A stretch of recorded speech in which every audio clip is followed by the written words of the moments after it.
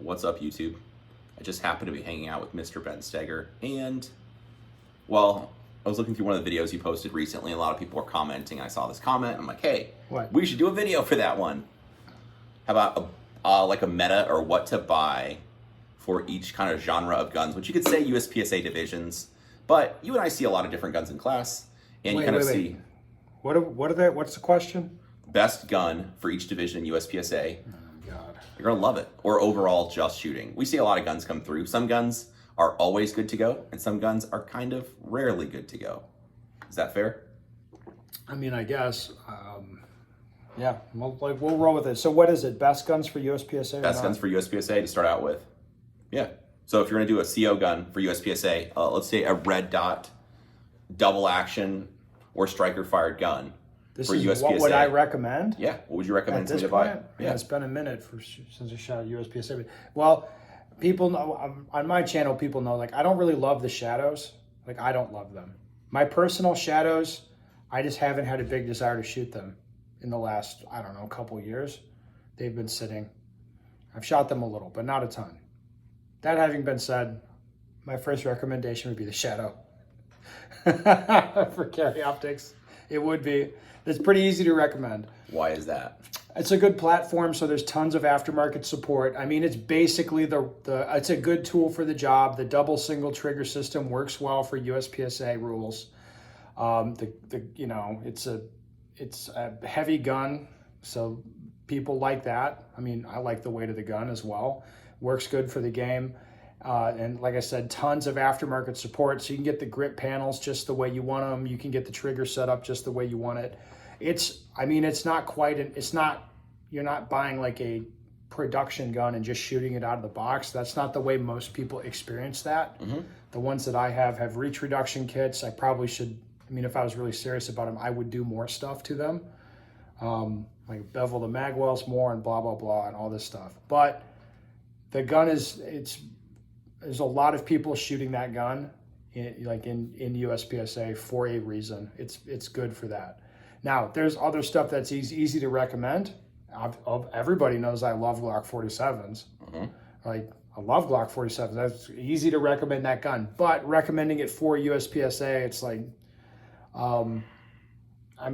know myself, if I'm shooting past 25 yards, mm-hmm.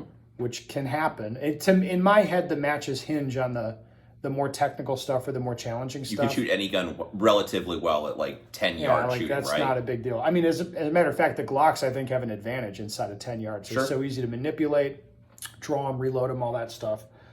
But for the shots that the match is probably is likely to hinge on, I think, again, you can have an easier time with a heavy gun, light trigger, shooting at distance, that kind of thing. I think that having been said, of course, you can do very, very well with a Glock. Mm-hmm. Look at Brantley did quite well. Brantley's fantastic. This last year with him in a couple months. With the Glock. Yeah. So, what about a striker fired gun? Well, that's what I mean. To me, it's it's CZ or it's striker fired gun. There's other options for double single guns. There's Berettas, HK, fucking SIG 226, blah, blah. There's all these options you have. I don't think most of them don't really make sense to me. Aside, I would just get the shadow. I would look at that one first. What about if you're serious? What about metal striker guns like the PDP or the Canic? What, metal striker guns? Yes. Or my favorite one. This is the God gun right here. No, it's not. It's not. No, this the that frame, type of setup. This frame setup is the meta. I think for striker guns where you get the gun weighing about 40 ounces, mm-hmm. and give me plastic that I actually hold on to. You don't have to deal with the double action trigger. What about somebody that likes one of those? Do you have a preference of striker? Well, the out of the box, the Walthers. They're all going to be fine between. I wouldn't recommend you get a 320 in honesty right now. No. I'd recommend look at M&P, look at M&P, yeah. Yeah, M&P, look at PDP, look at Glock. Take the one that you like the feel of the best. That's the easiest advice to give. There's little issues with all of them, I would say. None of them do I love the way it feels without making any modification, like no grip tape, not even changing a spring. There's none of them I really love that way for competitive shooting. So I would end up doing a little bit to any of them. To me, the end state for all those guns, that's like M&P, PDP, Glock, the end state's going to be really similar. True. Right? The gun will be sprung the way I want. It'll have the trigger that I can deal with, and it'll have controls on it that I can deal with. I mean, I would just pick the one you like the feel of. What I see people mostly gravitating towards, if that's what they're into, it'll be PDPs and Glocks. I see M&Ps, I see less of them though. True. I'm seeing way less SIGs the last year. I'm not really sure why. I think we both know why. What about limited optics? I think that's a 2011 division. It's got to be, I think. I mean, if you put a gun to my head, like, you have to go shoot limited optics this match, I'm like, well, I'm going to shoot a 2011. Yeah. Now, there's again, if you have a carry optics gun that you really like, of any of the stuff that we previously mentioned, you could just put a magwell on it and keep shooting it in LO. Yeah. And I'm sure you do just fine. 100%. But if you're like a purpose-made gun, it'll be a 2011 built precisely to your preferences and to fit you. Do you have a preference on brands? I was going to say 2 or maybe 3. Do I have a preference? Yeah. Well, I mean, obviously, I think the out-of-the-box solution, if you don't know shit, is just get an Atlas. Or a Masterpiece Arms, I think. Yes, MPA stuff is also good. I don't think it's quite the same in terms of its characteristics, but it's another brand that people like a lot. Sure, like look at that stuff. There's other brands that used to be big, like Infinity, I wouldn't even look at anymore. Then there's other stuff that you're doing, which, like, let's be honest, it's going to be a price type of thing. Mm-hmm. And, like, for example, this new Kimber we have here that we're messing with. I can't afford an Atlas. Why look at this? And then it's easily half the money, or less than half the money of the Atlas. Yeah. So you look at a Staccato, look at a Platypus, look at, like, well, maybe I can take this Tisas and, like, make it into what I want. But that's just, I mean, that's a compromise thing, honestly. I mean, you're going to be making trade-offs, like, because of the budget deal, that's a fact of life for people. But, you know, the recommendation would be like, well, yeah, get a 2011 and just get like the best one that you can. True. Yeah. Well, I don't think anybody really mainly cares anymore. But what about open guns? Do you have a preference?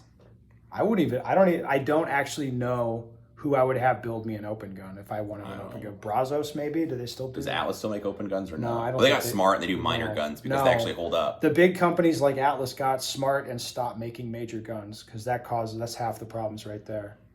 True. What about production guns? I think same as CO. It's the same. I agree. It's the same set of issues. Mm-hmm. And I would even, a couple of years ago, I would have said, well, wait, because you're going to reload it more. But now it's 15 now rounds it's anyway. 15, so it's like I don't reload, like, for example, I don't reload the Shadows as fast as I reload Glocks, but, well, that matters a lot less if I'm doing, well, like, less reloads, obviously.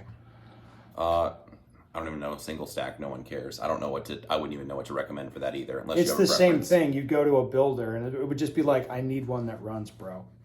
Like, I need one that fits me and that runs. And I don't know who I would talk to have me build a single stack right now. I really don't.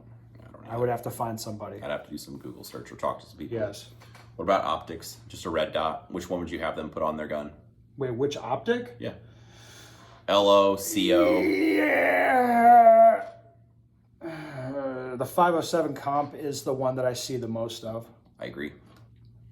But that having been said, if somebody had a strong preference for something else, like, for example, our friend, Mr. Matt Pranka, is shooting SROs still because when he presents the pistol, he likes that circular, like... housing? Yeah, he likes the circular housing. It just jives with him. He has a good time centering it up. And it's like, for that reason, like, if you're like, oh, I want to shoot an SRO, I'd be like, cool, you should shoot an SRO. I can tell you the ones we see the most of, both of us, are the 507 comps. By far. That's what I see the most Holosun products.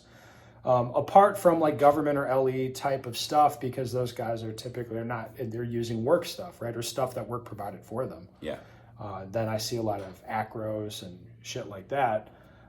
But for stuff that people spend their own money on, It's like the 507 comps is the most common thing that I see. This year I've seen more like the Vortex stuff is starting to come online. Yeah. I think they're having some problems. We'll see. Yeah. Dude, I think this was good. We just told the people what to buy. We just told them what to buy. Yeah. Well, stuff to look at.